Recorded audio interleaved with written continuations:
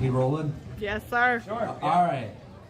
So, I think we all hate poison ivy except me. I love it. I roll in poison ivy because my life isn't challenging enough.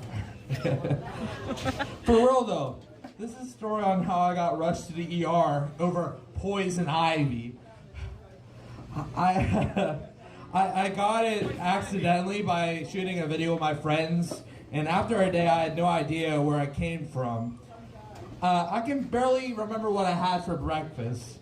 So I never had poison ivy before, so I didn't know what it was. I guess it was time to scratch the surface with poison ivy.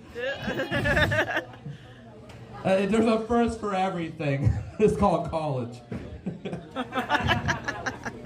So knowing I got bumps and bruises that I don't even know about before, I just shrugged it off like, you know, getting a college degree. I started itching it because it just got worse and worse. I thought I'd just go away like all my problems, but I told my dad about it and he freaked out. you see, I got the poison ivy around my ankles. So my coworker was telling me about cellulitis, the thing that overweight people get. So it's like, oh yeah, that could be life-threatening if I don't pay attention to it.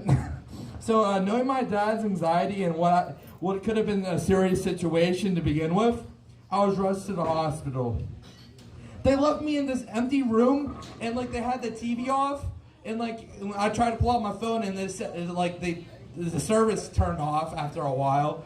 And they were like, yeah, you better stay off your phone. And it's like, I was having an anxiety attack. I just couldn't sit still.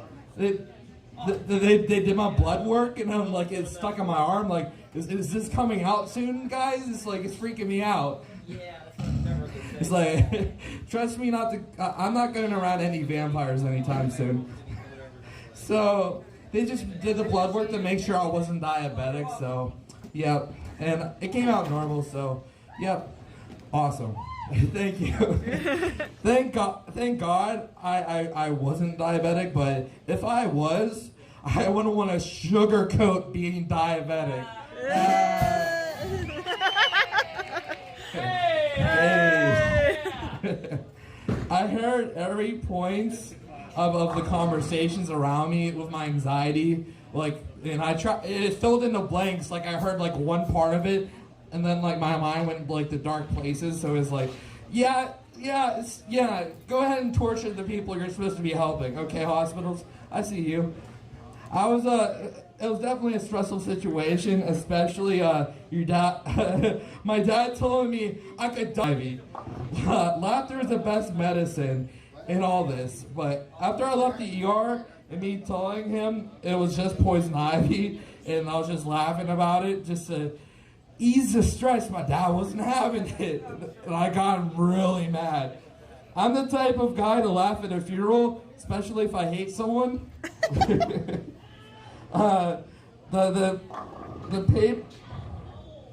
The paper clip you stole from me in kindergarten. You know what you did, Johnny. You deserve that. That's a hyperbolic joke. It was 2 paper clips. Okay. No, I'm joking, but poison ivy doesn't joke around. It's serious business. You gotta immediately head to the ER or you're gonna die. No sarcasm. This is poison ivy is the worst thing ever. So I'm making jokes, but honestly, if I wasn't laughing, I'd be itching at my poison ivy like a scratch-off lottery ticket right now.